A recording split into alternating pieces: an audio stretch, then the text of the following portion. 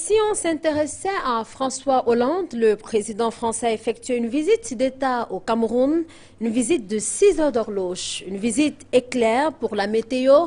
Mutation avait déjà parlé de virée nocturne la semaine dernière. Oasis Littoral a enfoncé le clou cette semaine en estimant qu'un hibou est étourdi, c'est bien sûr à mettre entre guillemets, affirmant que le président français va travailler dans la pénombre avant de s'envoler dans l'obscurité.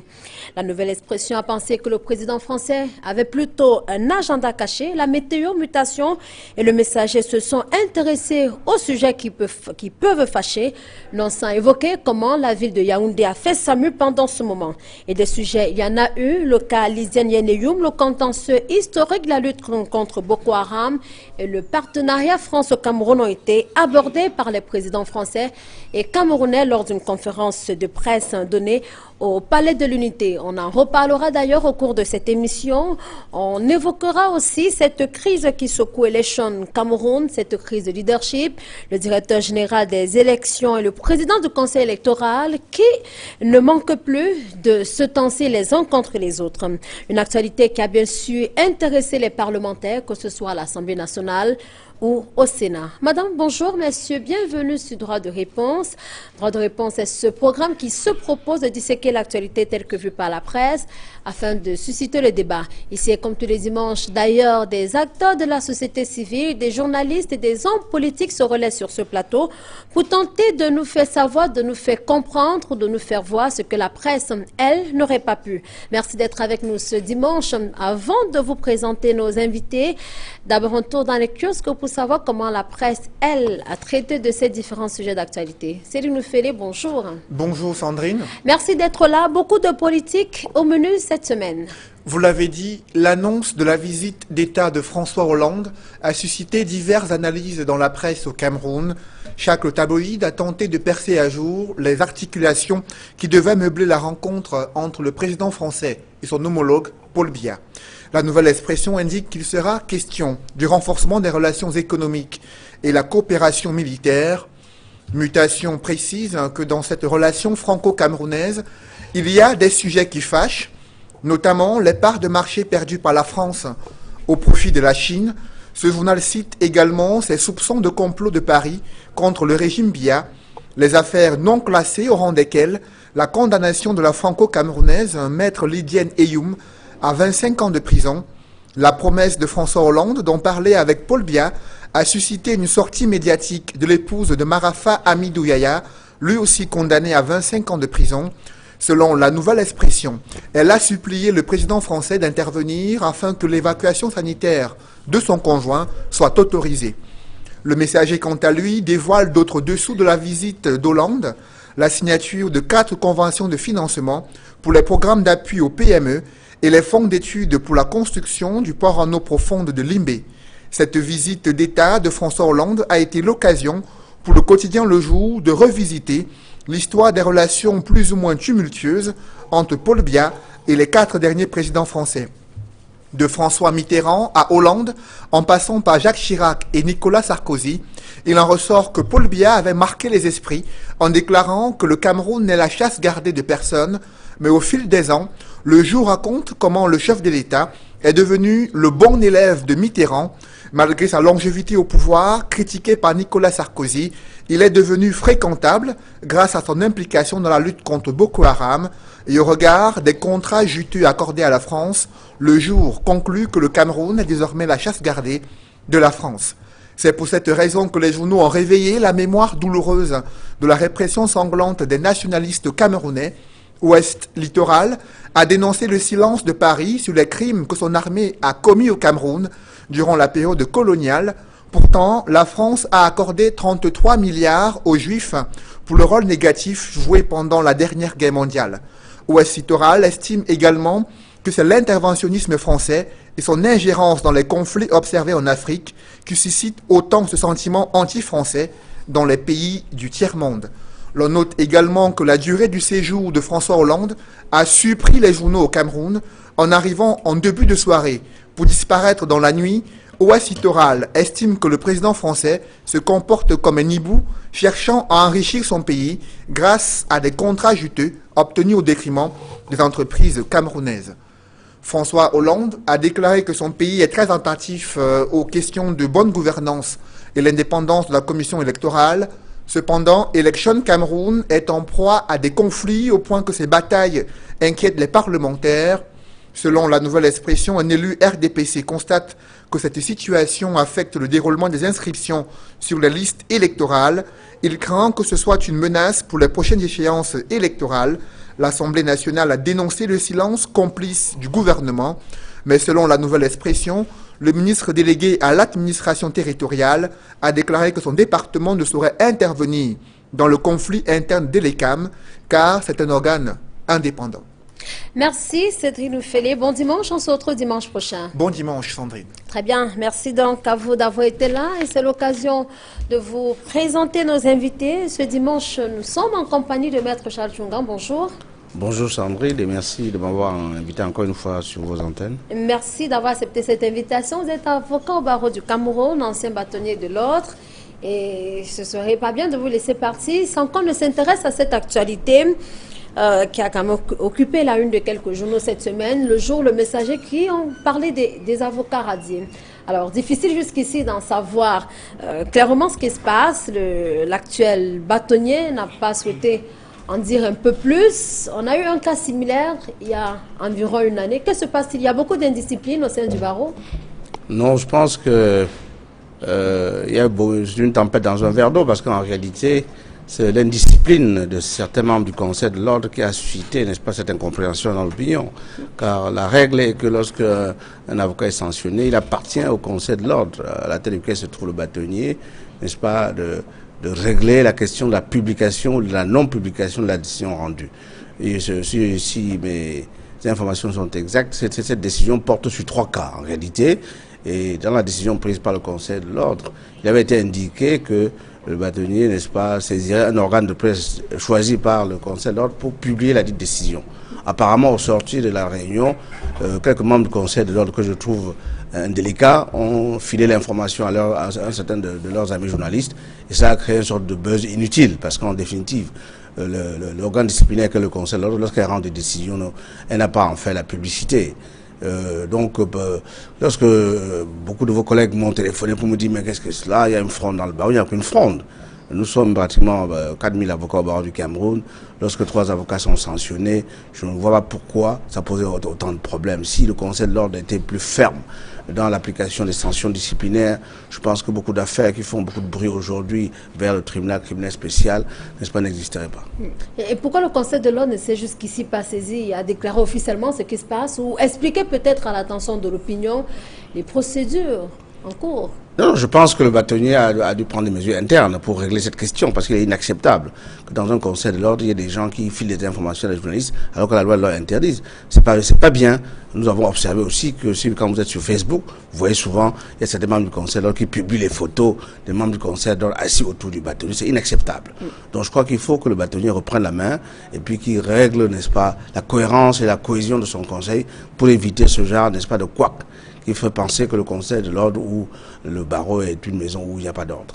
Et donc tout rentre finalement dans l'ordre, mais on peut quand même s'intéresser à ces quelques motifs que l'on a pu apprendre. Ces affaires d'argent entre des clients et leurs avocats qui pour finir se retrouvent au conseil disciplinaire. Ça ne devrait pas faire bon pour l'image. Non, je pense que ce sont des mauvaises pratiques. Hein. Lorsque vous recevez un mandat pour recouvrer l'argent d'un client, la première règle, c'est qu'il faut restituer l'argent au client. Moi, je dis toujours à mes confrères qu'avant d'accepter un dossier, il faut régler le problème de ses honoraires avant. Hein. C'est pas lorsqu'on a recouvré l'argent, on se dit, bon, ben, écoutez, je deviens l'associé de mon client, je lui donne la moitié, je prends la moitié. Cette question doit être réglée d'avance. Les clients qui ne payent pas leurs avocats d'avance ou qui ne donnent pas des provisions d'avance sont des clients qui s'exposent à l'arrivée, n'est-ce pas, à beaucoup de difficultés. La grosse difficulté dans cette affaire, c'est que vous avez des avocats qui entrent dans des dossiers sans y avoir été sollicités, qui viennent d'abord pour dire, bon, vous êtes mon ami, je vais vous aider, et puis à l'arrivée, il y a un peu d'argent, et puis la dispute commence.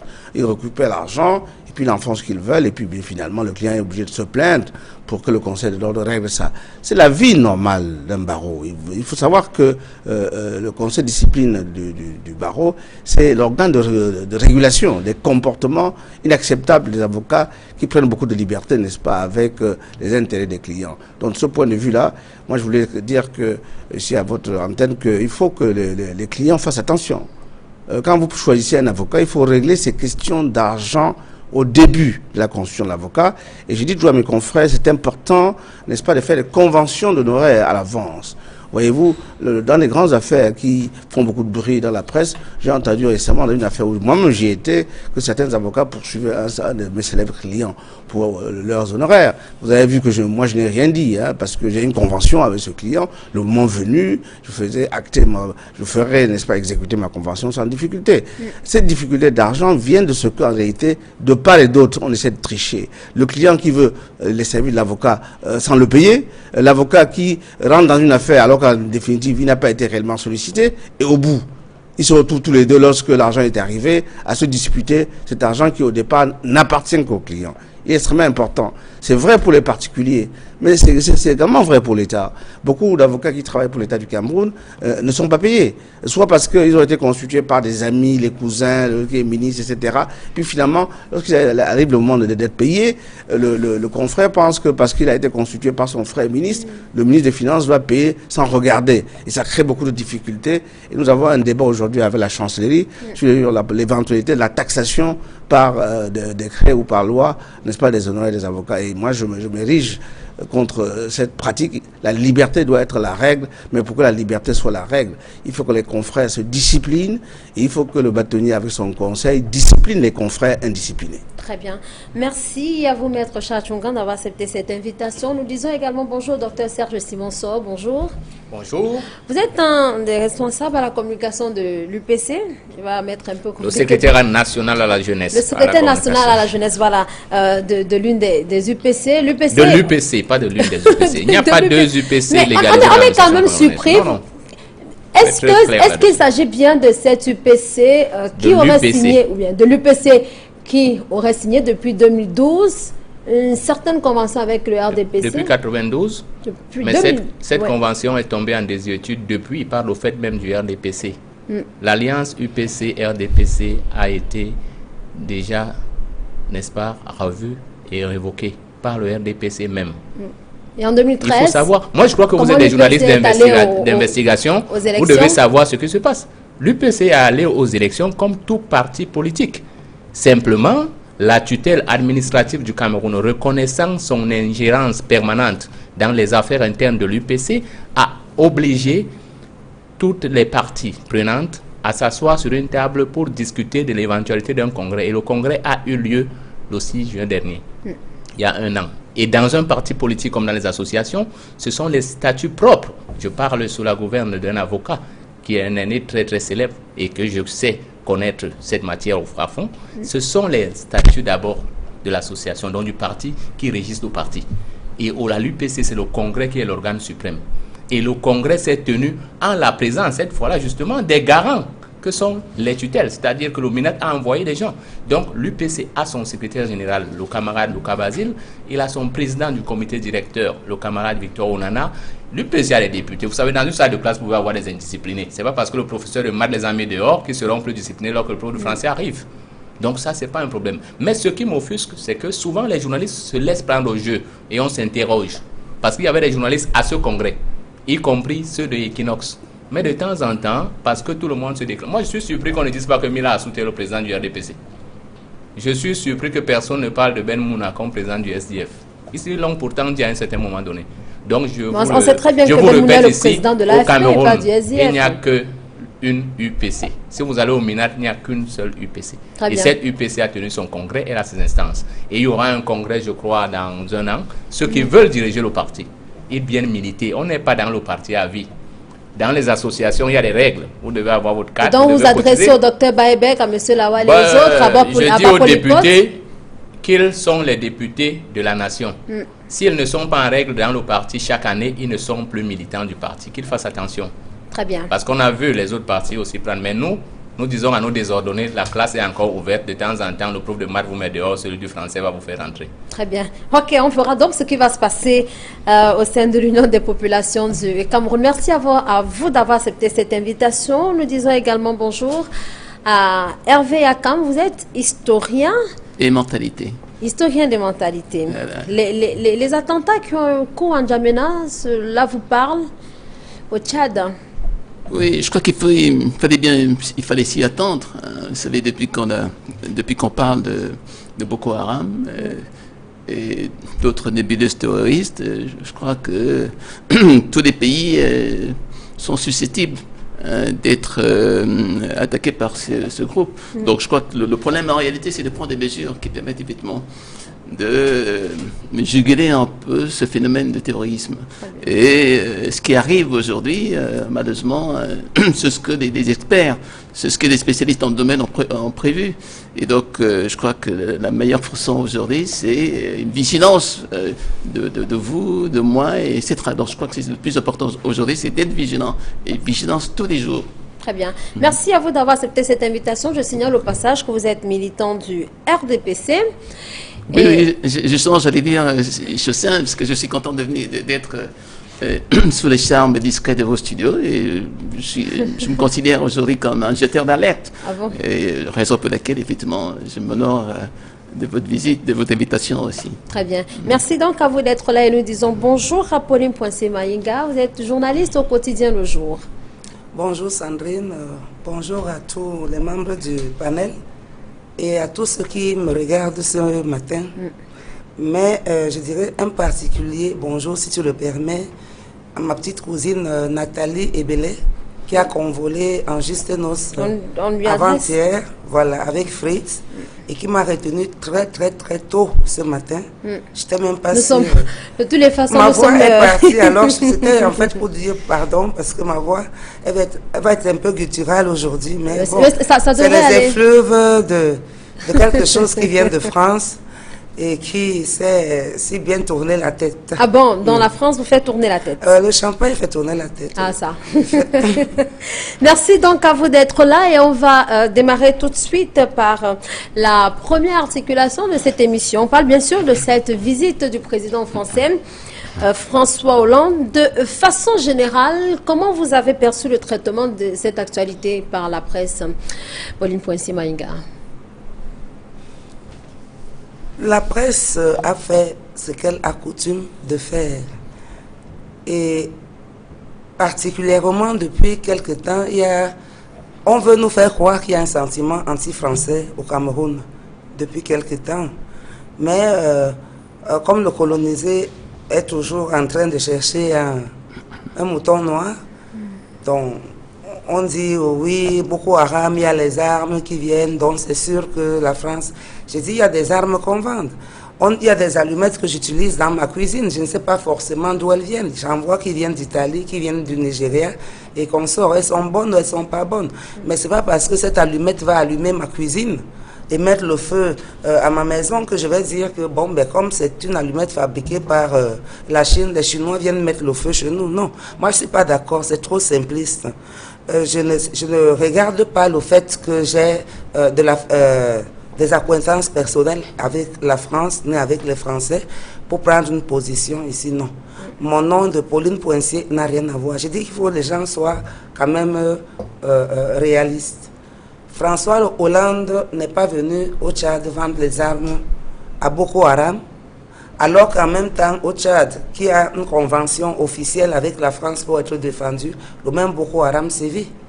Il y a ce qu'on appelle les dealers qui peuvent faire de la contrebande d'armes partout. Mais je dis au Cameroun, on dit qu'il y a un sentiment anti-français qui s'est développé. Les Camerounais sont parfois comme des enfants. Ils réagissent parfois comme des enfants. Il faut qu'on leur souffle quelque chose. Il leur faut, comme je l'ai dit, un mouton noir. Il n'y a pas de sentiment anti-français. Mais est-ce que vous pensez que la presse a développé cette expression de sentiment anti-français? Il n'y a pas de sentiment anti-français. La presse n'a fait que développer ce que la foule lui a montré. Et peut-être aussi, c'est une façon de toucher la France pour dire à la France, tu ne réagis pas. Parce que rappelons-nous que quand même, il y a l'absence officielle de la France au Cameroun depuis Nicolas Sarkozy. Sarkozy n'a jamais montré ou démontré qu'il est intéressé par le Cameroun. C'est un mépris total qu'il a. Quand on voit M. Sarkozy œuvrer, c'est plutôt aux abords du Cameroun, ça veut dire vers la France, où il vient enlever des gens qu'on accuse d'être des prédateurs d'enfants. Il vient, il prend son avion, il arrive au Tchad, il prend ses Français, il les met dans un avion, ils partent avec eux, alors qu'on savait très bien que, bon, on parlait de l'arche de Zoé. Des gens qui sont venus pour prendre des enfants, pour en faire autre chose, semble-t-il, je n'en sais rien, je ne suis pas tchadienne, mais je dis, Sarkozy n'est pas venu au Cameroun. Et on s'est rendu compte que depuis un moment, les Français ne viennent pas au Cameroun de manière officielle. On a des ambassadrices qui sont venues et qui ont été plus ou moins reçues comme des chefs d'État. Particulièrement celle qui est là actuellement. Elle a beaucoup de pouvoir. Le chef de l'État personnellement l'a reçue comme si c'était un chef d'État. Alors que quand notre chef d'État va en France, je me souviens la dernière fois, il avait été reçu par le ministre de la Culture. Pas l'ambassadeur de France au Cameroun, Bruno Guin. Non, pas cette fois-ci, mais je parle de... l'avant-dernière fois, il avait été. Donc j'ai dit, bon, ça c'est des choses qui peuvent arriver. Mais pour moi, le plus important, ce n'est pas que Sarkozy vienne ou ne vienne pas. Le plus important, ce n'est pas que Hollande, François vienne ou ne vienne pas.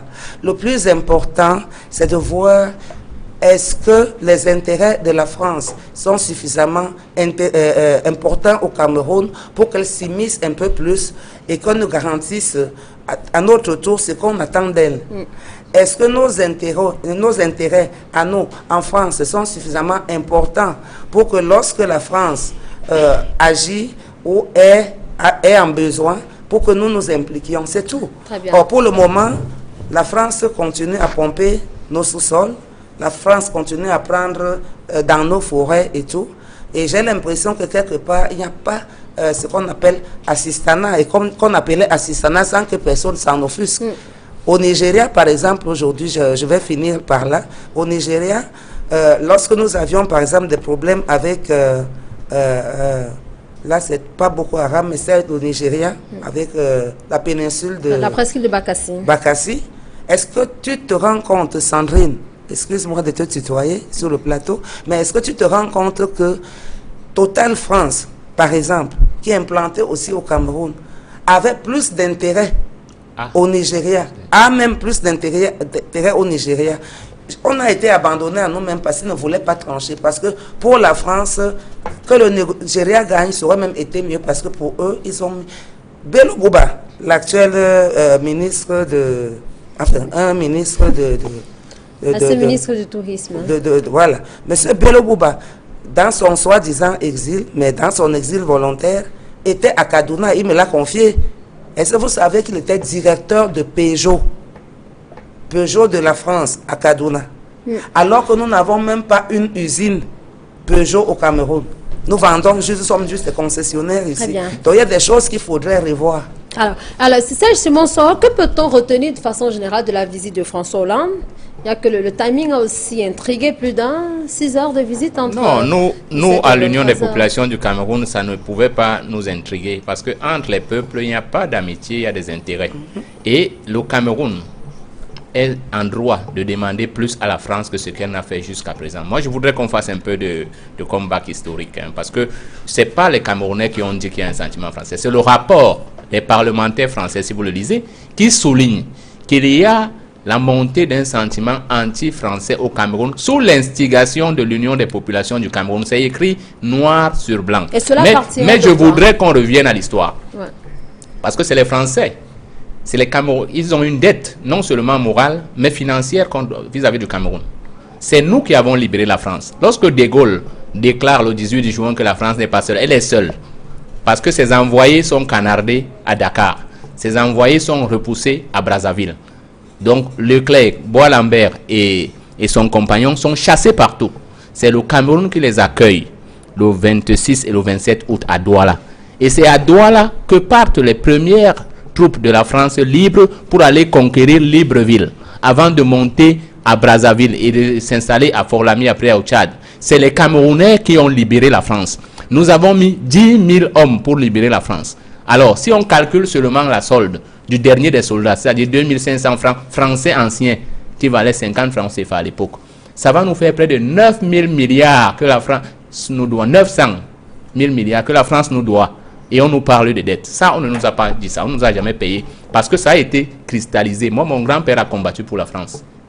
Et je n'ai jamais perçu un copec. Parce qu'à l'époque, lorsque la revendication de la décristallisation a commencé, vous avez vu le dernier combattant sénégalais qui était décédé, il gagnait 2500 francs CFA. C'est-à-dire qu'on avait converti pour l'Afrique le franc français de l'époque en franc CFA directement. Au lieu de le garder, parce que c'était des Français, on devait les payer. Mais non seulement on avait converti, mais on ne les payait même pas. Quand Chirac a décidé de décristalliser, jusqu'à présent, les Camerounais sont pas encore entrés à leur dû. Ça, c'est une première dette. La deuxième, c'est que lorsque M. De Gaulle déclare le 29 août que le Cameroun s'est levé comme un seul homme pour défendre la France, il ne regarde pas cela en mémoire. Lorsqu'on demande l'indépendance, il ne nous la donne pas. On vient lui faire un monument chez nous. Alors que c'est nous qui devions avoir un monument en plein Paris. On vient faire un monument à l'éclair chez nous. Alors que c'est nous qui devons avoir un monument quelque part. Alors, nous avons la place de Gaulle, qui pouvait être la place Oumniobé. Nous avons l'hôpital, le lycée Leclerc, qui peut être le lycée, je ne sais pas moi, au Sendé Afana. Nous avons l'hôpital à Quintini. Pourquoi? Alors, deuxièmement, au-delà de cela, il y a une dette morale. Parce que De Gaulle, quand même, vient dire que les Camerounais, les Africains auront une amélioration de leurs conditions à Brazzaville. Le Cameroun, qui n'était pas parti formellement de l'Empire, parce que nous n'étions pas colonie, mais même si sur le fond, nous étions administrés comme tel, le Cameroun avait déjà des revendications sur la table et qui demandaient à être indépendant en 1958. Qu'est-ce qu'on fait? On déclare une guerre contre l'Union des populations du Cameroun et on assassine tous ceux qui étaient à même d'organiser le développement du Cameroun et qui l'avaient organisé.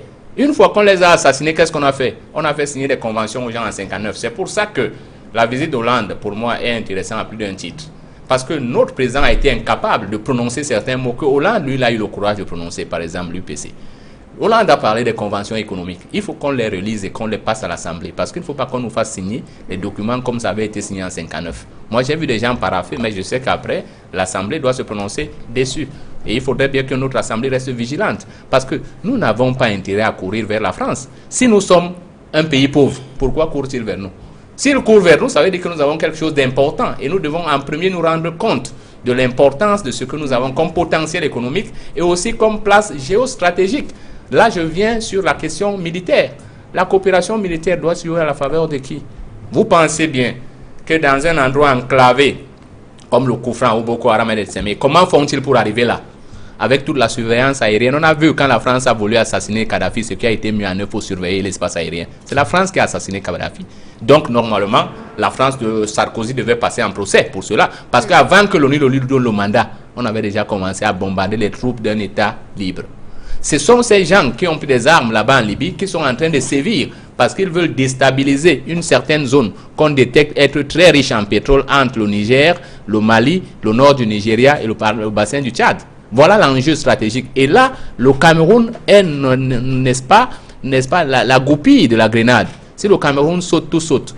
Mais comme le Cameroun ne peut pas sauter, il vaut mieux le contrôler. Ils savent qu'il y a des gens au Cameroun qui, au nom de rester au pouvoir, les élections sont lointaines mais certaines, il y a des gens qui veulent rester au pouvoir et qui sont prêts une fois de plus à signer des conventions aveugles pour nous garder sous le giron de sous-développés. Nous n'en voulons pas. Et ça, si les Français, parce qu'il y a une partie des Français qui sont objectifs, je parle de la France gouvernementale, pas la France des peuples. La France des peuples n'a rien à y voir. Nous avons des amis français, nous avons des frères qui ont épousé des Françaises, nous avons des enfants français. Ça, on peut en avoir des Américains. Mais les États, c'est-à-dire ceux qui agissent publiquement au nom des États, ont des intérêts et ceux-là doivent rester objectifs dans la gestion désormais des armes. Et le premier geste qu'on pourrait faire justement, c'est revenir, n'est-ce pas, à la résolution du contentieux économique historique entre le Cameroun et la France. C'est un contentieux grave. Alors, le simple fait, Maître Chachungan, pour le président français, de reconnaître effectivement qu'il y a ce contentieux, est-ce que cela ne devrait pas permettre au Cameroun de se dire, pour une fois, un président français l'a fait, et donc une nouvelle page peut s'ouvrir dans les relations entre la France et le Cameroun? Oui, sans doute. Moi, je comprends le développement de l'intervenant qui m'a précédé du point de vue historique. Mais je crois que les questions politiques se règlent également dans la durée. Il faut reconnaître que cette visite de François Hollande, qui était annoncée comme une visite d'escale, finalement a produit des choses dont personne ne pouvait débattre avant, n'est-ce pas, ces déclarations. Je crois que le président François Hollande a démontré qu'il était un très grand homme politique. Je crois que sans aucune difficulté, il a indiqué que lorsqu'on est amis, on parle des choses qui font plaisir, mais également on doit pouvoir parler des choses qui fâchent. Et ce contentieux, celui dont il a parlé sans aucune difficulté, montre très bien que les Français ont toujours su, et nous avons également toujours su, qu'un jour ou l'autre, cette quête mémorielle que nous poursuivons depuis des décennies arrivera un jour. Et je voulais saluer, n'est-ce pas, l'intervention du président français lors de cette conférence de presse, et faire un clin d'œil à votre directeur de publication, Séverine Chouko, par qui la question et la réponse est arrivée. Et je crois qu'il faut prendre ce qui arrive et en faire ce qu'on peut faire. Nous ne pouvons pas passer toutes nos vies à pleurer sur le sort de nos parents. Ce que nous devons faire, c'est de faire en sorte que leur mémoire, leurs souvenirs rentrent, n'est-ce pas, dans l'histoire officielle de notre pays. Moi, voyez-vous, il n'y a pas de famille dans ma contrée qui n'ait pas été touchée par cette guerre injuste. Il n'y a pas de famille dans ce pays, dans le grand littoral, en pays Bassa, en pays Bamileke, qui n'ait pas eu un père, un oncle, une mère qui a été tuée dans cette violence aveugle d'hommes sans scrupules contre le peuple du Cameroun. Mais nous sommes en 2015. Que pouvons-nous faire de cette acceptation Doit-on oublier tout de ce qui s'est passé? De ce crime, non, pas d'oubli, jamais oublier. Voilà. Nous ne devons jamais oublier. Mais nous devons également, n'est-ce pas, nous remémorer, créer des sites de mémoire. C'est pour ça qu'avec certains amis, nous avons décidé de lancer la création d'une fondation pour construire un mémorial, n'est-ce pas, en reconnaissant de ces grands hommes de ce pays qui sont tombés. Pas simplement ceux qui ont été victimes de ces massacres. Et je voulais dire que l'ouverture des archives par la France me semble être la première étape importante vers la reconnaissance, n'est-ce pas, de ces crimes et de ces crimes contre l'humanité. C'est un génocide en réalité. C'était un génocide.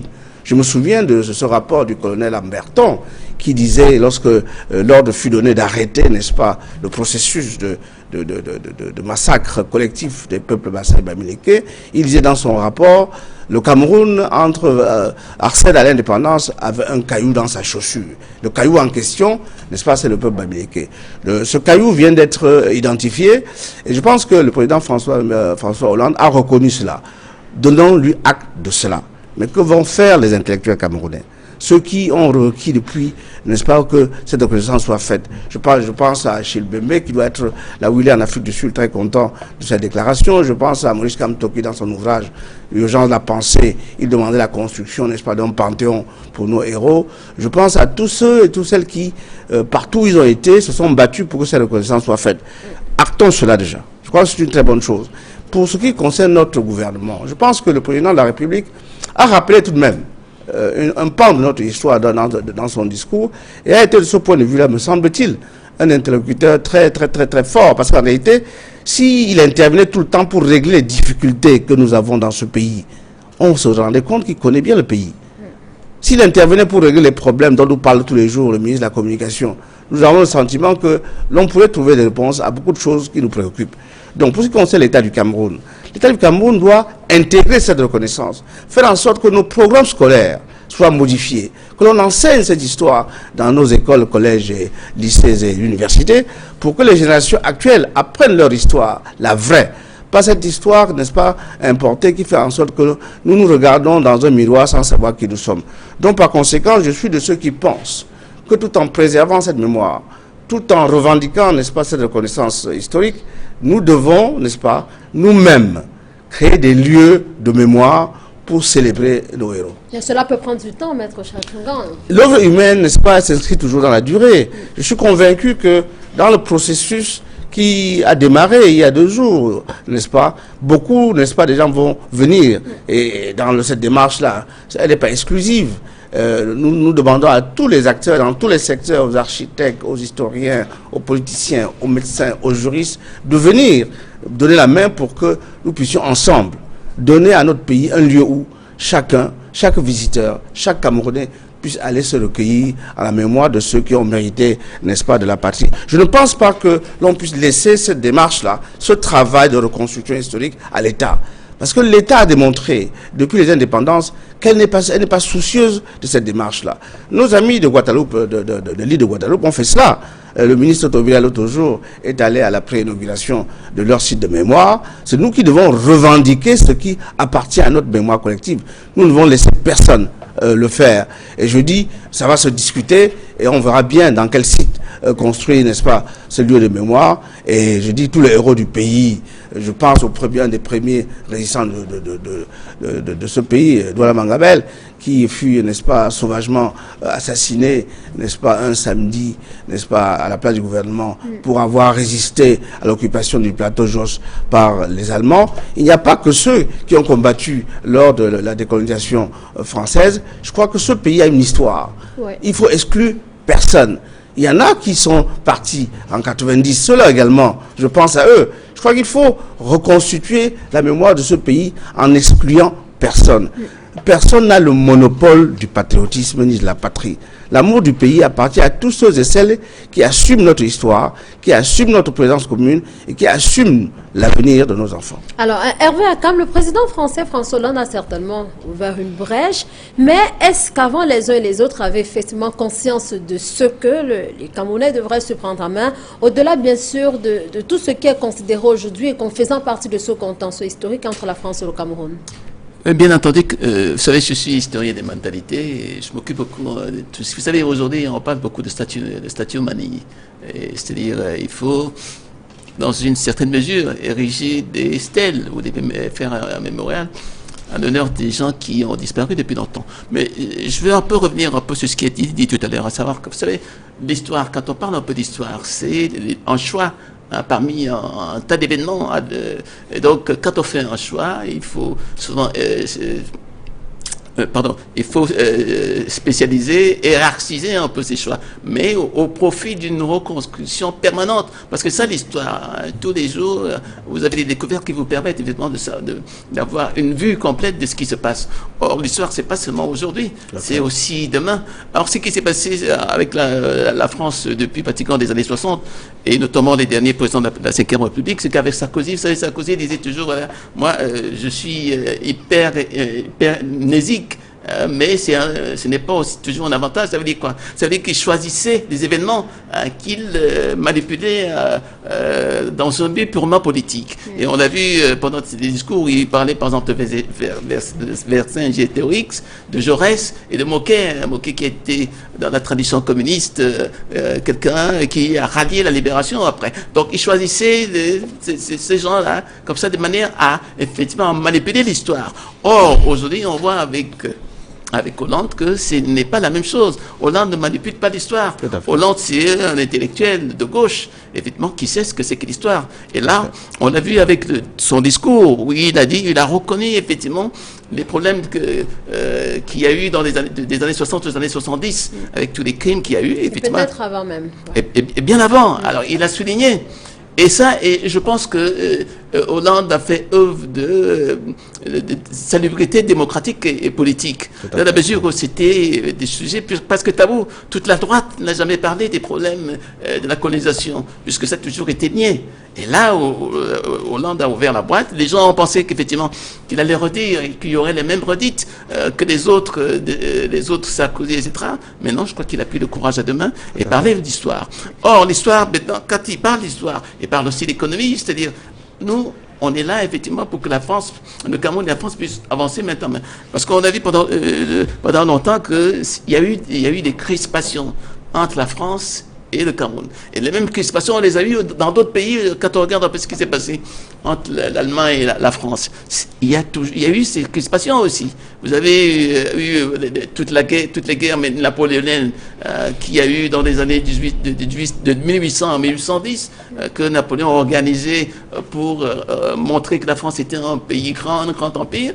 Et on a vu plus tard que ces deux pays se sont réconciliés il y a eu des réconciliations entre De Gaulle et Adenauer. C'est ce que nous on recherche aujourd'hui, parce que ce qui s'est passé en réalité, c'est que Hollande d'abord s'est adressé à ce qu'on appelle le peuple national. C'est-à-dire parce qu'il avait l'impression que tous les Camerounais étaient réunis autour d'une valeur, c'était l'indépendance. Et ces indépendantistes-là, effectivement, malheureusement, se sont confrontés à la France. Et donc, il parlait à ce peuple. Maintenant, il faut parler au peuple démocratique, c'est-à-dire à nous, des gens qui pensent que le temps est maintenant passé, le temps est maintenant destiné à la reconstruction. Le temps est destiné au travail, le temps est destiné à la réconciliation. C'est, à mon avis, la chose la plus importante. Et à ce peuple démocratique, le président Hollande a dit quelques mots, notamment en proposant ce qu'on appelle aujourd'hui le SAMU pour la santé, des conventions sur la santé. Le SAMU, c'est quelque chose qui marche très bien en France. Le service de médecine urgente, c'est très bien. C'est-à-dire, quand vous avez un accident dans la rue, le SAMU vient vous chercher et vous porte dans un hôpital de la place. Et là, à partir de là, vous pouvez vous soigner. Ce qui, à mon avis, peut réconcilier les classes, c'est-à-dire ceux qui ont les moyens d'aller à l'hôpital et ceux qui n'en ont pas. Donc c'est un type de solidarité que Hollande a préconisé dans son discours. Et je crois qu'il faut aller dans ce sens. Ce n'est pas qu'il faut pratiquement qu'il faut rester dans le conflit qu'il y a eu ou le sentiment anti-français qu'il y a eu pendant longtemps. Moi je crois qu'il y a un dépassement. Et là, ce dépassement, effectivement, c'est dans les projets. Et la France a commencé à montrer le chemin. Et c'est à nous maintenant d'y entrer. Alors, avant de revenir à Pauline Poissé, vous faites cette même lecture, Serge Simon Sord. Doit-on se féliciter de l'arrivée du président français au Cameroun, qui, selon Hervé Akam, a quand même touché certains points qui semblaient jusqu'ici tabous, soit par ses prédécesseurs, soit peut-être par nos dirigeants actuels. Il a parlé tout à l'heure, par exemple, de cette façon de parler de la démocratie. Oui, le franc-parler. Oui. Mais je dis, évitons l'amalgame, parce que moi, je suis un peu gêné quand mon aîné parle. Oui, on reconnaît tous, mais dans l'histoire, il faut rester mesuré. Il faut éviter de globaliser ou de faire de l'amalgame. Il faut éviter aussi de généraliser. Moi, je prends son dernier propos, par exemple. Tous les Camerounais n'étaient pas pour l'indépendance. Comme tous les Camerounais ne sont pas en train d'œuvrer pour la démocratie. Tous les Camerounais ne sont pas, je suis désolé, en train d'œuvrer pour la démocratie. Et il faut bien qu'on se le dise en face et qu'on affronte notre histoire avec sincérité. On va faire un panthéon pour le Cameroun, mais on ne va pas mélanger les bourreaux et les victimes. Il faut qu'on fasse cette part des choses, sinon on va faire de l'amalgame. Il faut que les Camerounais pleurent tous les jours qu'ils peuvent. Pourquoi les Juifs, personne ne leur dit jamais qu'ils ont aidé Hitler à arriver au pouvoir? Pourquoi nous, on veut nous faire cette démarche-là? Non. Nous n'avons pas à arrêter. Non, c'est contre-vérité. Ce n'est pas des contre-vérités. Hitler a été soutenu par des fonds financiers. Bon, je ne veux pas rentrer dans son histoire, mais ceux-là étaient de mauvais côté et on les a battus. Pétain a été le libérateur de l'homme de Verdun, mais il a trahi pendant la Deuxième Guerre mondiale et on a gommé son nom de l'histoire de la France, le maréchal Pétain. Vous ne trouverez même pas une porte qui a encore le nom de Pétain, alors que c'était l'homme de Verdun. Donc je dis ceci, nous avons un contentieux historique avec la France. Nous ne disons pas que nous sommes en guerre contre la France, mais nous disons qu'au nom de nos intérêts, nous allons nous réconcilier d'abord avec notre histoire. Et la réconciliation avec notre histoire nous impose une démarche scientifique qui veut qu'on rebaptise d'abord, par exemple, nos principales places. Que fait De Gaulle en plein centre-ville de Douala, quartier administratif, alors que c'est lui qui est redevable contre nous? C'est nous qui lui avons donné la tribune. Lorsqu'il a parlé, lorsque De Gaulle arrive, par exemple, moi je veux qu'on vienne sur l'histoire, parce que c'est importante. De Gaulle veut d'abord commencer sa visite par on ne va pas y rester parce qu'il faut bien que l'on écoute. Oui, on va avancer. Mais voilà, on tire sur De Gaulle à Dakar. Quand il veut débarquer à Dakar, on tire sur De Gaulle. C'est à Douala qu'on l'accueille. Donc c'est l'inverse. Je dis, nous sommes d'accord. Le président français a fait un pas, mais le pas était insuffisant. Il faut maintenant que les Camerounais, objectivement, fassent avancer plus vite la chose. Et la chose pourrait être simple. Très bien. Les communautés urbaines pourraient d'abord commencer par rebaptiser les places. Et nous avons un deuxième problème. Vous savez que sur le plan économique... Mais vous savez que sur le plan économique... C'est cosmétique, ça c'est des réparations cosmétiques. Mais je dis, non, c'est pas cosmétique. Souvent les apparences, fondamentalement, nous avons un problème économique. J'ai évoqué le problème des soldes cristallisés pour 10 000 soldats à peu près camerounais. Ça représente environ 900 milliards de francs CFA. C'est ce qu'on demande pour le plan d'urgence. Très bien. Et on nous parle des CD2. Ça, c'est des questions de fond. Nous avons la question de la démocratie. Messieurs, est-ce que vous savez que la charte de l'Union africaine a demandé que ceux qui ont changé les constitutions pour enlever l'alimentation de malades doivent être exclus? Ce qui s'est passé au Burkina. Le Cameroun a changé la constitution en 2008. Est-ce que ceux qui ont soutenu ces changements-là, est-ce qu'on sait qu'au Cameroun, normalement, il ne devrait plus être candidat pour quelques élections. Et justement, le président de la République du Cameroun a répondu à il a dit certaines lointaines, mais sans dire que pour un peuple qui n'a pas encore de démocrature, c'est-à-dire de culture de démocratie, il vaut mieux sauvegarder l'essentiel. Il faut que la Constitution limite les mandats. Alors, justement, sur cet aspect, Serge Simonsor, il y a bien un journaliste français qui s'est intéressé au président Paul Biya en estimant qu'il est au pouvoir, enfin en affirmant qu'il est au pouvoir depuis plus de 3 décennies. Et le président Biya de dire qu'il dure au pouvoir qui peut mais pas qui veut. C'est une déclaration qui a pratiquement fait le buzz pour l'Impointé. Comment vous l'avez accueilli? Je peux l'accueillir comme une bourde supplémentaire du président Biya, mais je voulais quand même faire un petit retour sur ce que celui qui a pris la parole avant moi a dit. Monsieur Soro, parlant des statuts d'abord et parlant de l'argent qu'on devrait reverser aux soldats au Cameroun. Moi, ce que je veux dire, c'est que ces statuts ne me dérangent pas du tout. Au contraire, c'est une part de notre histoire. C'est une réalité de notre histoire. C'est même ça, notre histoire. Ce qui me dérange un peu plus, c'est le fait qu'on occulte les acteurs que De Gaulle avait en face de lui, par exemple. Ça veut dire les Oumi Obé, les Charles Atangana, voilà, tout ce monde-là, et qu'on ne les apprenne pas dans nos cours d'histoire au niveau à partir même du cours élémentaire, qu'on puisse dire aux enfants, il y a eu une guerre au Cameroun, il y a ceux qui étaient pour l'indépendance ou pas, et ainsi de suite. Qu'on le dise, comme pour nos parents qui ont appris, nos ancêtres les Gaulois, sans en être. Moi, ça ne me dérange pas du tout, ça me gêne même. Le fait que mon ami et sa maçon ait été le clerc à Bonanjo, bon, ben ça vraiment, c'est bon. C'est aussi une façon, le mettre quelque voilà, part c'est aussi une façon pour lui de dire qu'il manifeste. Bon, maintenant, la deuxième chose, c'est que restaurer les pécules de nos parents, ça c'est très très bien. Mais j'ai dit, il y a encore une autre chose qui me met très mal à l'aise, la dévaluation du franc CFA. Lorsqu'on prend aujourd'hui, la France a des problèmes alimentaires aujourd'hui.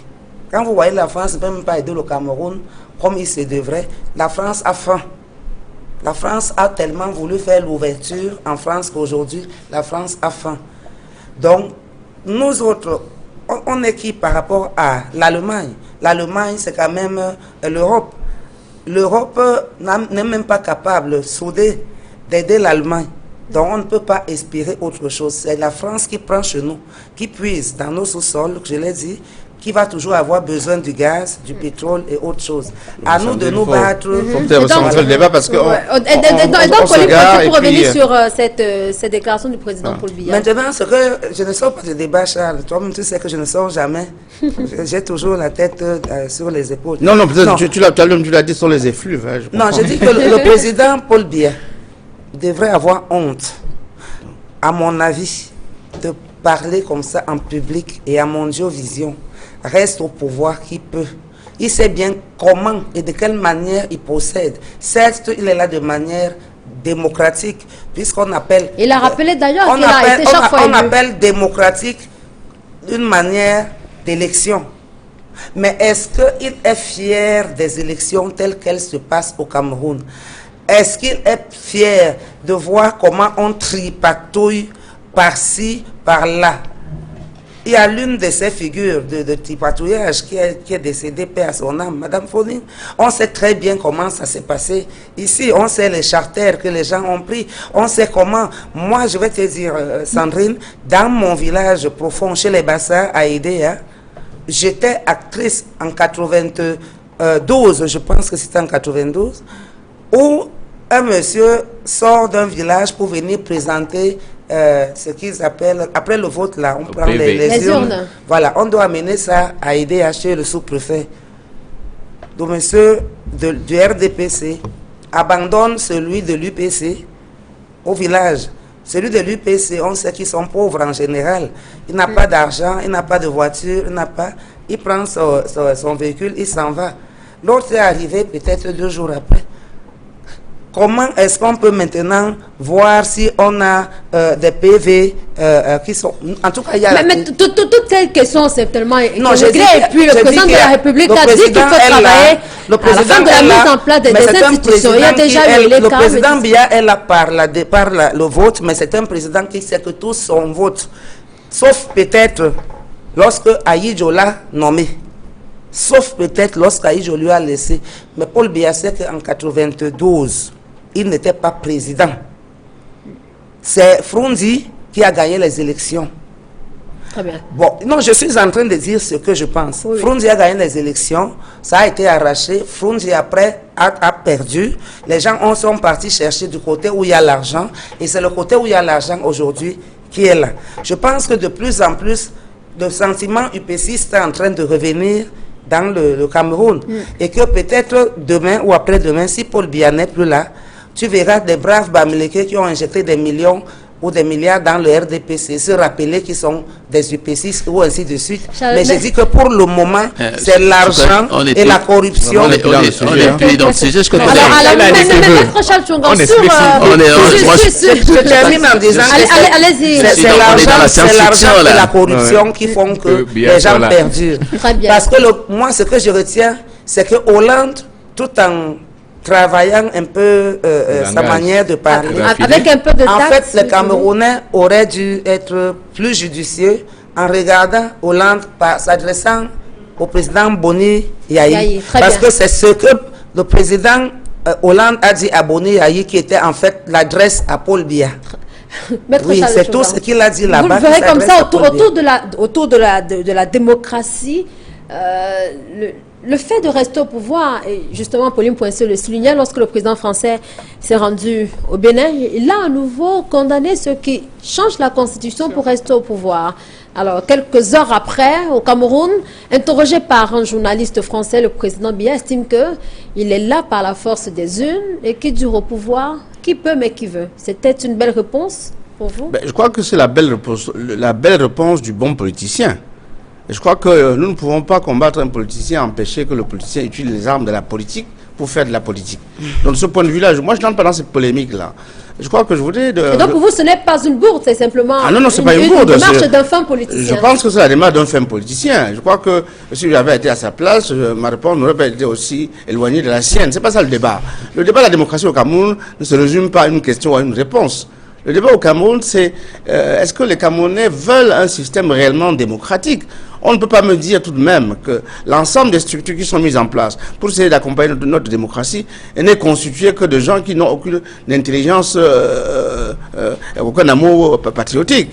Quand vous voyez le scandale, le spectacle ahurissant que nous donne aujourd'hui Election Cameroun, c'est quand même incroyable.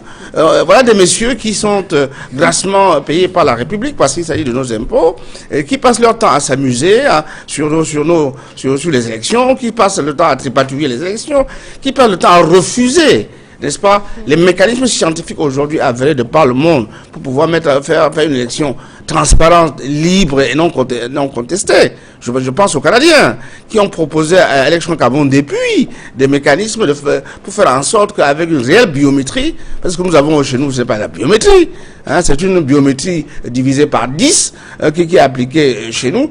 Or, nous savons qu'il y a des machines qui sont venues du Canada, qui sont stockées à l'élection Cameroun depuis des années. On refuse de le mettre en place parce qu'effectivement, la machine, le logiciel est tellement puissant que la fraude devient pratiquement impossible, sinon, n'est-ce pas, infinitesimal.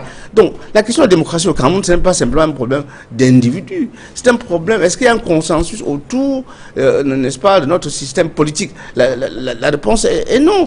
Lorsque vous avez des assemblées, n'est-ce pas, nationales, je parle du Sénat et de l'Assemblée nationale, qui se sont transformées en chambres d'enregistrement. Lorsque vous avez, n'est-ce pas, une chambre haute, dont le tiers, n'est-ce pas, ou le 10e des membres est nommé par décret présidentiel. Lorsque vous avez des sénateurs élus par des mairies dont le mandat a été expiré depuis des années, ils n'ont aucune légitimité. Je crois qu'il est... Donc vous l'estimez que le président Biya n'est pas si légitime que cela? Donc le débat de la légitimité et de la légalité, c'est un débat qui se pose au Cameroun. Toutes nos institutions sont légales, mais sont-elles légitimes? C'est le vrai débat. Et je crois que nul ne peut essayer de monopoliser ce débat-là. je suis toujours ahuri de voir que les uns veulent confisquer notre histoire, les autres veulent être les acteurs de notre présent, et certains se disent, bon, on va attendre pour que demain soit meilleur qu'aujourd'hui. Je voudrais également me prononcer sur le problème du sentiment anti-français. Il ne faut pas qu'on se trompe. Ce sentiment, il est réel. Hein, moi, je regarde Pauline, n'ayez pas peur. Madame l'ambassadeur de France ne va pas vous refuser votre visa si vous dites cela. Pourquoi? Je vous rappelle, Charles, que je suis française. C'est une réalité. De manière. J'ai épousé un Français. C'est une réalité. Il y a plus de 20 ans. Donc, je n'ai pas de problème de visa. Bon, dans une condition personnelle. Je ne vais pas là où on le cherche. C'est une condition personnelle. C'est dans une condition personnelle. Ce sentiment, il existe. Et nous l'avons vu lors de la fameuse manifestation, la marche contre Boko Haram, le 28 février où l'ambassade de France a été huée, ce qui était pour moi un scandale, mais ça exprime ce sentiment que la France ne regarde pas beaucoup ce qui nous arrive. La France ne se préoccupe pas beaucoup pour ce qui arrive au peuple camerounais. Et je voulais dire également que je ne suis pas certain que la visite de M. François Hollande au Bénin était aussi réussie qu'on le dit. Moi, j'ai suivi en direct sur la télévision béninoise. Je trouvais ces discours tellement mielleux qu'on se demandait si c'était pas Charles, je suis désolé. Si c'était pas 2 ans. Mon grand frère chéri Charles, je suis désolé de te dire que... Je ne t'ai pas interrompu, juste non, tout à l'heure, tu m'as évoqué pendant tes propos, donc je suis obligé de te parler. Tu auras le moment de me répondre. Le président Hollande n'a pas passé le beurre sur M. Bouriaï. Il l'a encouragé à continuer dans cette voie en faisant comprendre que tu sors cette fois et tu sors pour de bon. Mais je dis ce qu'il était en train de dire au Bénin, c'était un avis à Paul Biya de ceux qui pensent des gens qui tombent. Alors, Pauline, le débat, tu m'as provoqué parce que le débat, tu as cité dans ton propos le débat, c'est la qualité d'écoute. C'est la qualité d'écoute aussi. C'est la qualité d'écoute. Justement, c'est cette France-là que nous ne voulons pas. La France donneur de leçons. Donneuse de leçons. Nous n'en voulons pas. Voyez-vous, ça colle à l'image du Cameroun, cette phrase de François Mitterrand, le meilleur élève de la France. Voilà des phrases qui choquent. C'est pas Mitterrand qui l'a dit, c'est Paul Biya qui a dit qu'il est le meilleur élève. Non, mais Pauline, l'histoire, il faut pas... C'est Paul Biya qui a dit sur le perron de l'Élysée, interrogé. Moi, je suis journaliste, monsieur, et j'ai un devoir de mémoire. Il a dit, je suis le meilleur élève. Paul Biya qui a dit, ne m'interrompez pas. J'indique que le président répondait à une question s'agissant de ce que François Mitterrand pense du Cameroun. Voilà. Par rapport à la démocratie. À ces leçons de démocratie.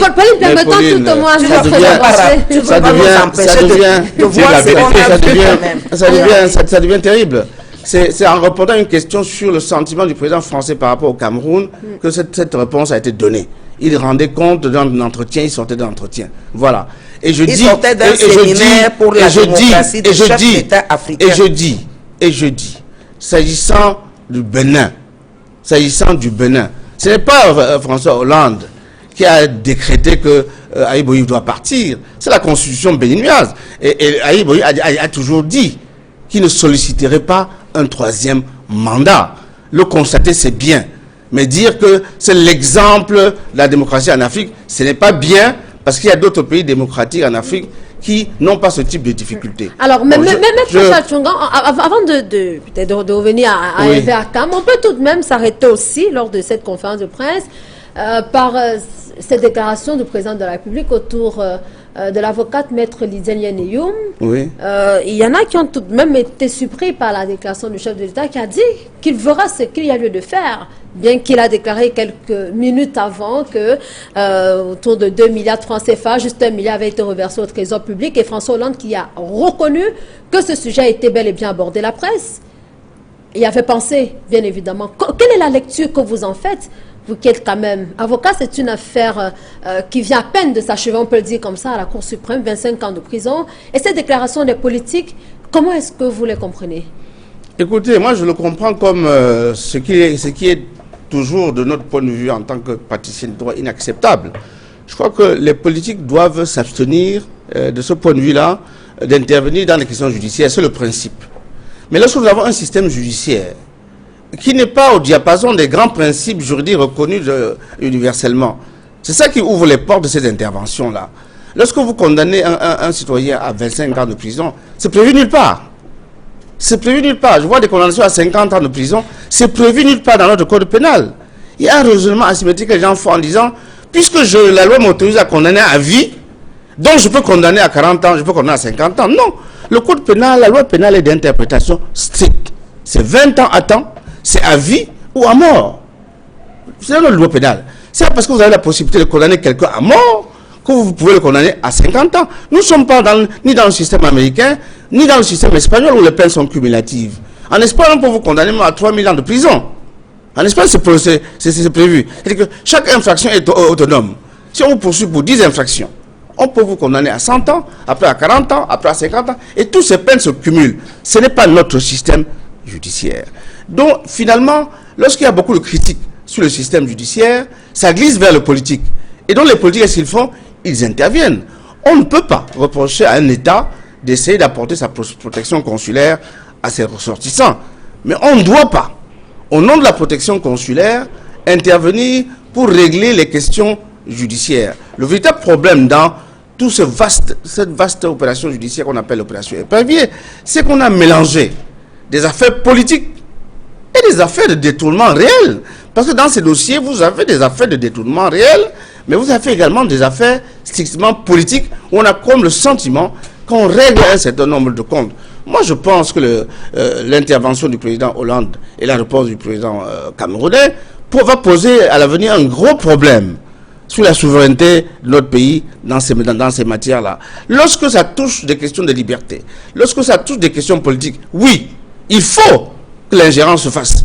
Mais lorsqu'il s'agit de détournement sec, je ne suis pas sûr que ces interventions soient les bienvenues. Parce que ça pose le problème, n'est-ce pas, de la séparation des pouvoirs. Ça pose le problème de l'indépendance de notre justice qu'il faut réformer. Mais ça pose le problème en réalité de la confusion des pouvoirs exécutifs, législatifs et judiciaires dans nos pays. Si dans nos pays, les pouvoirs, il y avait la séparation des pouvoirs, ce type d'intervention ne pouvait en aucun cas être reçu. Si les mécanismes permettant à l'exécutif d'exercer son droit de grâce étaient respectés, c'est-à-dire qu'on avait un système qui permet de réguler le droit de grâce, aucun chef d'État ne pourrait venir remettre en question une décision de justice sans avoir l'avis conforme du Conseil supérieur de la magistrature. Mais comme chez nous, tout se peut. Tout se peut parce que cette ouverture qu'a laissé le président Appuyer montre bien qu'en application des accords de coopération judiciaire entre la France et le Cameroun de 1974, on va pouvoir, me semble-t-il, en regardant bien, peut-être permettre à cette consoeur, n'est-ce pas, d'aller purger une partie de sa peine, une partie de sa peine en France. Mais les textes actuels, les pratiques actuelles le permettent. Donc, il y a le problème de fond, mais est-ce que c'est possible? Je vous dis oui, c'est possible. Tout est possible. Dès lors que les politiques ont décidé, mais les techniciens savent comment faire pour régler ce type de difficultés. Mais n'oublions pas, comme a dit le président de la République, qu'il y a le problème de fond. Et de ce point de vue, en tant qu'ancien bâtonnier de l'ordre des avocats du Cameroun, c'est dommage qu'on en soit là aujourd'hui. Cette affaire aurait pu être réglée au début, car en définitive, il s'agit d'un banal problème d'arbitrage d'honoraires. Si les honoraires de Maître Yenayoum avaient été arbitrés à l'époque, on ne serait pas aujourd'hui à débattre des questions de 25 ans de condamnation. C'est pour cela que je dis toujours à mes confrères de faire très attention au maniement des fonds. Très bien. Le problème de maniement des fonds est à la base de cette affaire. On est en train d'en faire une affaire politique alors qu'il s'agit d'une banale, encore une fois, une banale affaire d'arbitrage d'honoraires. Hervé Akam. Oui, alors, je crois qu'il y a 3 questions sur lesquelles il faut répondre. La première question, c'est la question de l'intervention du président de la République l'autre jour. Moi, je crois qu'il faut être content. Moi, j'étais très content de sa réponse. Vous savez, c'est la réponse du berger à la bergère. Vous savez, on a une opposition très faible. Et chaque fois, notre opposition s'imagine déjà au pouvoir, alors qu'en réalité, on peut compter leurs militants du bout des doigts, et quand on ne peut pas les compter du bout des doigts, on les compte avec la BAC, c'est-à-dire que c'est une sorte d'instrument qu'on utilisait au Moyen-Âge pour comptabiliser les gens. Alors, ça revient toujours au même, c'est-à-dire une position complètement marginalisée, complètement stéréotypée, et plein d'archaïsme. Alors, donc ça, c'est pour le problème. Mais moi, ce qui... vous savez, le président de la République, lui, c'est quelqu'un... Et là, c'est dommage, parce que moi, j'aurais aimé voir un président de la République qui s'exprime dans les médias tous les jours. Et malheureusement, comme disait Mirabeau à la Révolution française, vraiment, le silence sur lequel on gouverne. C'est un silence vraiment qui est d'une calamité publique, puisque chaque fois quand on a besoin des informations, on a l'impression que les informations n'arrivent pas.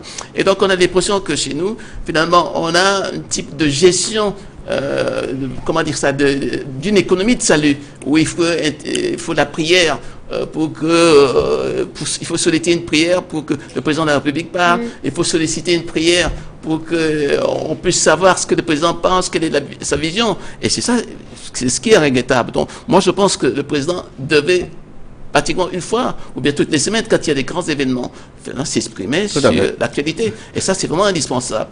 Notamment sur le cas aussi, notamment sur le cas de Lydienne. Moi, je crois que je suis un militant des droits de l'homme. Et moi, j'ai milité pour la libération de M. Thierry Atangana. J'ai aussi milité pour la libération de... Pourquoi? Pourquoi? Oui, parce qu'ils sont français? Non, je crois que... Oui, vous savez, pour moi, je me méfie beaucoup de la justice, parce que je ne fais pas confiance à la justice d'autres pays. Parce que je pense que tout ce qui se passe dans notre pays, c'est ce que moi j'appelle seulement les assassinats judiciaires. C'est-à-dire, vous avez des procédures d'enquête qui sont souvent mal bouclées, ils sont mal faites, orientées, parce que dès que les gens au commissariat ou à la police judiciaire, on oriente l'instruction, effectivement, quand elle aboutit en justice, on vous condamne sans, effectivement, sans qu'il y ait ces moyens dont on a besoin, effectivement, pour que la vérité éclate. Alors donc, moi, je me méfie beaucoup de cette justice qui n'a pas les moyens de ses ambitions. Parce que quand on regarde un peu comment fonctionne un peu en Europe, la justice, notamment la brigade financière, ils ont des moyens énormes. Et chez nous, c'est les justiciables qui payent souvent le magistrat pour qu'ils viennent faire des descentes sur le terrain. C'est inadmissible. Et donc, je pense que, effectivement, le président de la République devait effectivement libérer ces dames, puisque si cette dame a retenu de l'argent, tout simplement parce qu'on a ce qu'on appelle aussi des types de fonctionnaires qui n'assument pas leurs fonctions. Parce qu'une fois que les sous sont rentrés dans la caisse, pour que le fonctionnaire les libère, ça devient difficile, et donc il faut un autre combat. Et c'est la raison pour laquelle cette dame a pensé que, effectivement, elle ne pouvait pas attendre. Oui, elle ne pouvait pas attendre que le fonctionnaire décide de ses honoraires. Parce que c'est ça, justement, on parlait tout à l'heure des contrats. Exactement. Voilà. Donc, c'est vraiment ça le problème. Donc, effectivement, il faut une réforme un peu de la justice. Il faut réformer l'administration. Alors, très rapidement, sur le sujet, j'en donne la parole à Serge Simonson, puis Apolline Poinsé pour sortir de cette question. Oui, moi je crois que la réponse du président n'était pas judicieuse. Parce que, comme le disait l'aîné maître Tchungan tout à l'heure, on peut être légal et illégitime. Et pour le cas de l'espèce, nous sommes dans l'illégitimité. Et même l'illégalité. Parce que vous savez, la Constitution a été changée en 2008. Et il s'était appliqué lui-même alors que son mandat était fini. Je crois que la loi n'est pas rétroactive. Ce n'est pas parce qu'on a modifié la Constitution que Biya devait se représenter. Donc là, nous sommes dans une sorte de coup d'État constitutionnel qu'il a fait en 2008, sans le dire. Très bien. Maintenant, sur les questions de droit, moi je crois que les criminels doivent être punis, même si notre justice a des problèmes.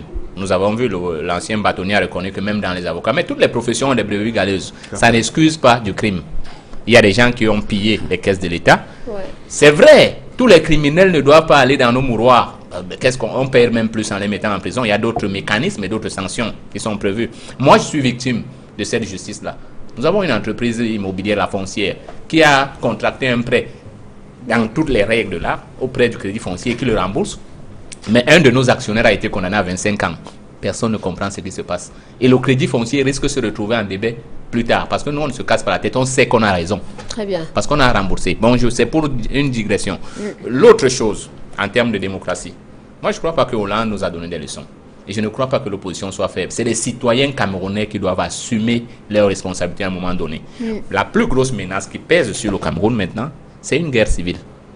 Moi, je le dis directement et je m'adresse aux citoyens. Je dis, quand on regarde ce qui se passe à Ilekam, quand on regarde la guerre qu'il y a eu entre le président de l'Assemblée et le président du Sénat, quand on regarde ce qui se passe dans certains forces tapis dans l'ombre, entre le Premier ministre et par exemple le MINDEF, On sait bien que la guerre de succession est déclarée. Très bien. Qu'est-ce que nous disons? Si Hollande a reçu les partis politiques, par exemple, à l'ambassade de France, qu'est-ce qui nous coûte de nous asseoir sur une table, de revoir les mécanismes qui gouvernent la transition politique chez nous?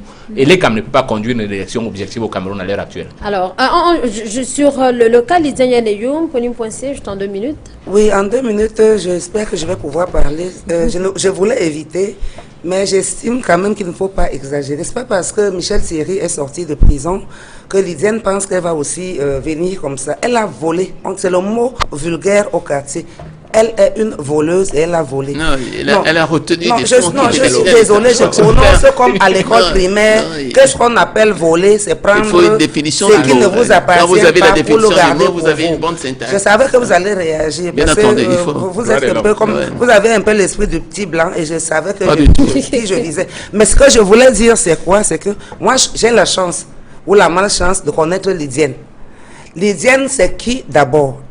C'est-à-dire qu'il faut déjà voir souvent l'origine des gens avant de voir ce qu'ils deviennent. Lydiane, c'est la nièce d'un ancien ministre des Finances qu'on appelle Koula Edouard. Moi, je rencontre Lydiane en tant que la petite fille du ministre Luc Loé. Et les deux parents se fréquentent et c'est comme ça que je rencontre Lydiane. Et donc vous n'êtes pas surpris? Elle a commencé à montrer un goût pour l'argent prématuré. Qu'est-ce que Lydiane a fait? Si on veut, n'est-ce pas un procès d'intention? Non, je dis que c'est que Lydiane a fait. Même les gens de sa propre famille que j'ai rencontrés. On est dans le folklore là déjà. Même ses proches dans sa famille ne sont pas surpris. Alors, je dis, elle a pris de l'argent, mais elle n'est pas à son premier coup. Même le mari, le propre époux... Justement, la justice a reconnu... Non, je dis que son propre époux a dû démissionner de là où il travaillait à cause de l'argent qui sortait. Vous savez qu'il a un travail où il y a aussi de l'argent. Il a été obligé de démissionner et de partir sans prendre ce qu'on aurait dû lui payer. Alors, et si demain Maître Lydiane Yaneyoum était libérée, parce que c'est là elle ne doit pas être libérée, parce que si Maître Lydiane Yaneyoum est libérée, ça voudra dire qu'au Cameroun désormais, moi, Pauline Poincier Maninga, je vais venir chez Charles Tchunga, voler de l'argent, et puis lorsque ça n'ira pas, je prends le téléphone, j'appelle l'ambassadeur de France, et je rappelle que je suis épouse de Français, et qu'il faut qu'on vienne me sortir de la galère. Je dis non. Très bien. Ce serait trop facile. Alors, Lydiane doit payer parce qu'il y a une avocate qui est une de mes amies qui s'appelle Madeleine Dengue qui a été en prison ici alors que cette fille, si on regarde bien, a été la représentante du RDPC en France. Très bien. Pour les jeunes. Mais elle a été condamnée ici pour ce genre de problème d'un client qui n'a pas perçu son argent. Il y a beaucoup d'avocats qui ont été condamnés. Merci Pauline Poincé pour ces explications. Non, je suis désolé, moi j'ai l'habitude de dire. J'ai l'impression qu'on est aujourd'hui dans ce qu'on appelle, les Africains appellent le jeu du sort. Non. Le Hollande. Il nous reste juste 10 minutes. On va en profiter pour évoquer quand même en quelques minutes cette crise que certains auraient appelée, cette crise de leadership entre le président du conseil électoral, Samuel Fonkamazou, et le directeur général des élections, la presse, s'y est encore intéressé cette semaine, surtout que le premier ministre Philemon s'est exprimé sur la question au Sénat, et il a bel et bien reconnu que cette crise existe bel et bien. Alors, de quoi cela participe autour de cet organe, Hervé Akam? Ah oui, c'est ce dont on se bat depuis très longtemps. Vous savez, moi je me bats pour qu'on libère un peu l'imagination, pour que effectivement les gens soient beaucoup plus efficaces. Et malheureusement dans ce pays, ce n'est pas le cas dans la mesure où quand vous avez un poste et quand vous avez une posture, on a l'impression que ces postes souvent, vous savez, souvent quand vous êtes aux États-Unis, on vous demande qu'est-ce que vous savez faire. Quand vous êtes en France, on vous demande quel diplôme vous avez. Et ici, on vous demande qui vous envoie. Alors, donc, c'est ça le problème chez nous. Quand on vous envoie, on a l'impression que c'est cet envoi-là, c'est ce parrainage qui vous donne la puissance d'obstruction que l'on observe aujourd'hui dans cette structure. Or, ces gens-là, ils sont au service de la nation. Ils ne sont pas au service de quelqu'un. Et c'est inimaginable de penser que les gens aujourd'hui se mettent au service d'une personne, d'un individu, alors qu'il devait se mettre au service de la nation. Or, là, c'est le problème, effectivement, de toutes les bureaucraties qu'on a vu se développer depuis pratiquement une dizaine d'années chez nous. Et c'est pourquoi, la raison pour laquelle moi je pense qu'il faut une révision générale des politiques publiques. Ça veut dire quoi? Ça veut dire qu'au lieu qu'on ajoute des éléments à l'élément, il faut qu'on ajoute la bureaucratie à la bureaucratie, il faut qu'on ait des groupes autonomes, simples, pour éviter un peu ce type de conflit. Alors, et en plus, quand vous avez des gens, effectivement, qui bloquent les dossiers, et là, vous avez ces manque de responsabilité. Maître Charles Tchonga, les déclarations du Premier ministre sur la question, est-ce que cela ne trahit pas qu'effectivement, il y a un malaise, une crise, comment il est possible d'en sortir? Ça dure quand même des mois, il y a des élections qui arrivent, il y a des inscriptions qui sont en cours et des députés reconnaissent que cette crise entre le directeur général des élections et le président du conseil électoral a un impact sur les inscriptions en cours. Sandrine, je suis étonné que vous soyez étonné. Tous les secteurs de notre pays au plan institutionnel sont en crise. Prenez l'économie. Nous avons un ancien ministre de l'économie qui est parti du ministère de l'économie en emportant avec lui tous les dossiers structurants. Et il est secrétaire général, mais il garde tous les grands dossiers structurants. Donc il y a un conflit permanent. Secrétaire général du Premier ministère, voilà. Vous voulez parler. Il y a un conflit permanent entre le titulaire du portefeuille et le secrétaire général qui, en même temps qu'il gère le Premier ministère, il s'occupe de ces grands dossiers, n'est-ce pas, économiques. Prenez le cas de l'Africa Food. Voilà un comité de normalisation provisoire qui devient permanent.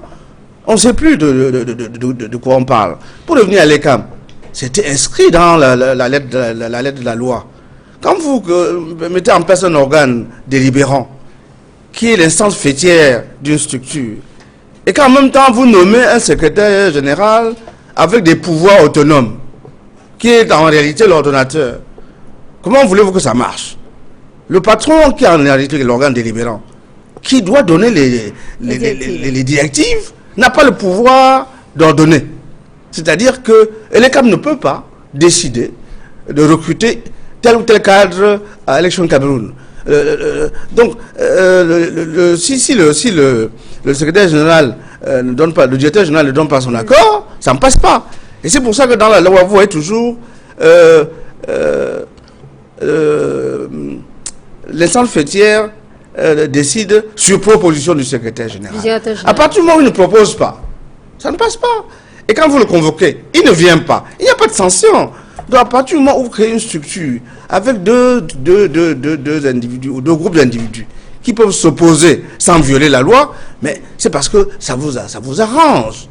Tous savent, j'ai plein d'amis là-dedans, tous savent que leur devenir, leur maintien dépend de ce décret présidentiel qui les a nommés et qui a nommé le directeur général. Donc par conséquent, si le directeur général a plus de réseau que les membres plus individuellement, n'est-ce pas, du conseil électoral, ben, il va résister.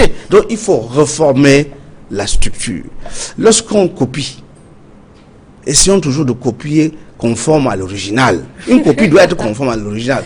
Élection Cameroun est d'une copie, n'est-ce pas, du même organisme au Canada. Sauf qu'on a pris Election Canada pour enlever tous les éléments, tous les mécanismes de sécurité, tous les mécanismes de contrôle pour mettre en place un monstre. C'est ce monstre, et j'en suis convaincu, et je partage l'idée de beaucoup de panélistes ici, que Election Cameroun ne peut pas organiser, tant que cette structure demeure en l'état, des élections libres, transparentes et démocratiques dans ce pays. Docteur Soro. Bon, moi je pense qu'il y a comme Maître l'a si bien dit, hein, on peut avoir le conseil, mais il faut changer ses pouvoirs et ses modes d'action. Et puis tout cela ne doit pas dépendre du président de la République. Moi je pense que le conseil électoral devrait être une émanation de l'Assemblée nationale. Et puis ceux-là maintenant devraient avoir comme un conseil d'administration la charge de contrôler un directeur qui est donc autonome et qui leur rend compte. Donc ils sont capables de le démettre et de le remettre. Mais le directeur est nommé par le président. Vous voulez qu'il réponde devant qui? Donc c'est déjà faussé. Mais le plus grave, c'est quoi? Il faut regarder derrière les lignes. On est en train de préparer la succession. Et l'ECAM, c'est l'instrument qui va donner le pouvoir. à l'absence du conseil de la Cour, la Cour suprême, le Conseil constitutionnel. Donc, on sait très bien comment ça se passe après quand l'ECAM a déjà délibéré, parce que ce sont les PV de l'ECAM qui font foi, même si on les fabrique à la maison. Le Conseil sera en place. C'est très, très lointain. Le président l'a dit, il peut venir après l'élection du prochain président. Parce que moi, je fais un cas de figure. Si Biya tombe ce matin, vous croyez que les gars de l'ECAM, s'ils ont leur candidat déjà en tête, ils vont accepter qu'on aille ou bien qu'on attende que le conseil se mette en place? Ils vont faire les élections. Et ils vont donc confier le pouvoir à qui ils veulent. Oui, ils confient le pouvoir à qui ils veulent parce qu'ils peuvent fabriquer tous les PV avant. Vous faites votre élection après et on vous dit, comme les juges disaient pendant ces dernières élections, non, c'est le PV de l'ECAM. Même s'il n'a pas les signatures des partis politiques qu'on savait avoir des gens dans les différents bureaux. Voilà comment ça se passe. Donc, la guerre qui se passe à l'ECAM, comme je vous ai dit, nous sommes en pleine guerre de succession. Et nous, à l'Union des populations du Cameroun, nous l'avons écrit, nous avons fait un mémorandum au président de la République, nous lui avons dit, il faut faire venir tous les acteurs de la vie sociale, les sociétés civiles, les experts. Nous avons des avocats très talentueux au Cameroun, qu'on s'assoit tous autour d'une table et qu'on redécrive les mécanismes de dévolution au pouvoir et qu'on crée les conditions d'une véritable démocratie. Le Cameroun, c'est le pays qui va développer l'Afrique centrale et toute l'Afrique. Moi, j'ai ici, par exemple, une invention camerounaise. Voilà les nouveaux signes de l'écriture. Pour écrire, la mauvaise écriture est finie à l'école grâce à un Camerounais. Et voici une invention qui est déjà validée par toutes les instances. Le Cameroun peut faire comme ça, comme il a fait au foot. Nous avons vu une équipe l'autre jour, une équipe de filles, sans championnat, sans équipe, aller menacer l'équipe championne qui a gagné la Coupe du Monde. Donc le Cameroun a des talents. Nous disons simplement qu'asseyons-nous et nous disons à l'homme qui seul a le pouvoir au Cameroun, parce que c'est le président seul qui a le pouvoir. C'est pour ça qu'il y a une confusion générale partout, parce que lui se repose entre-temps. Il ne se réveille que quand on lui dit que le pouvoir est en danger. Très bien. Pour lui, Maïga, Serge Simonso a estimé que le président a le pouvoir partout et le Premier ministre a justement répondu à une question d'un sénateur affirmant que le président de la République interviendra au beau milieu de cette crise au sein de l'échelon Cameroun en temps opportun. Finalement, le président de la République est attendu partout pour régler les crises entre... Le président Paul Biya est attendu partout. Parce que le président Biya s'est assuré en mettant des mauvaises personnes à la bonne place qui va avoir les yeux partout. Biya a créé l'inertie dans ce pays, il faut le dire. Par exemple, cette espèce de bicéphalisme à la tête de l'ECAM. Un directeur général des élections. Parce qu'on lui a dit que sur sa proposition, il peut y avoir ceci. Lorsque son président lui dit, écoute, viens un peu qu'on discute de ceci, ils sortent chacun les textes. Et effectivement, les textes sont vicieux. Le type qui a fait ce texte-là savait qu'il créerait de l'inertie. C'est un peu comme si vous avez dans un journal un rédacteur en chef et vous nommez le président du conseil éditorial. Si vous ne donnez pas aux uns et aux autres réellement des charges, vous allez toujours créer des conflits. Donc, c'est ce qui se passe. C'est ce qui se passe entre Ama Toutoumuna, qui est nommé par Biya, qui estime que son frère, son grand frère, ne peut pas lui parler parce qu'elle estime qu'elle est la fille officielle de Mouna et que l'autre est un fils naturel et ainsi de suite. Il y a beaucoup de choses dans ce pays. Non, mais c'est pas ce débat-là. Il y a beaucoup de choses dans ce pays que nous savons. C'est aussi le problème. Les ministres sont nommés sous proposition du Premier ministre. C'est bien cela. Oui, en principe. Mais vous savez vous-même que le Premier ministre même n'apprend sa nomination que le même jour que les autres ministres. Donc on sait très bien comment ça se passe. On sait comment ça se passe. Donc moi je dis qu'on ne me parle pas de l'ECAM. Charles l'a si bien dit tout à l'heure, on sait tous que c'était le modèle par excellence. Mais maintenant, quand c'est arrivé au Cameroun, on l'a tropicalisé, on en a fait un monstre. Donc si on veut, si Biya veut laisser ce pays dans la paix avant de partir, ou même s'il veut continuer à vivre dans ce pays dans la paix, qu'est-ce qu'il va faire? Il est le seul qui peut décider. Il éjecte le type qu'il a mis comme directeur général, il éjecte l'autre aussi, il prend deux nouveaux et on recommence. Surtout que c'est très attendu, le mandat de quelques-uns des membres du conseil électoral va s'achever dans quelques mois, peut-être à cette occasion-là. Mais même tous ceux qui sont... On n'en est pas si sûr. La plupart de ceux qui sont à Kondengui étaient au comité central. On va s'arrêter donc ici pour cette édition de Droit de réponse. Merci à vous, Maître Charles Djongan. Sandy, je vous remercie de m'avoir invité à cette session. Et puis j'espère que nos propositions et nos idées pourront contribuer à clarifier la compréhension de vos téléspectateurs vis-à-vis des sujets évoqués. Très bien. Merci donc à vous d'avoir accepté cette invitation. De remerciement également vous, Serge Simonsor. Merci d'avoir été là. C'est moi qui vous remercie et je rassure tous les Français. Je leur donne notre amitié patriotique. L'Union des populations du Cameroun n'a rien contre la France. Très au contraire. C'est une précision qui vaut peut-être la peine. Merci Hervé Akam. Oui, merci de m'avoir invité. Très bien. Chaque fois que ce sera possible, je viendrai avec beaucoup de plaisir. Avec beaucoup de plaisir. Très bien. Et c'était un plaisir aussi de vous avoir, Pauline Poinsé-Maïga. Merci. Je voulais dire au mari de Chanteau que je ne le déteste pas, mais je n'aime pas ses méthodes. Bon, et dire aussi à mon président Hollande, parce que c'est quand même mon deuxième président, que je l'apprécie parce que de façon inattendue, il me surprend positivement à chaque fois. Donc, vous êtes camerounaise et française. On vous a bien compris. Merci également à vous, madame, monsieur, d'avoir été au rendez-vous de droit de réponse ce dimanche. On se retrouve dimanche prochain avec le même plaisir. S'il plaît, à Dieu, au revoir.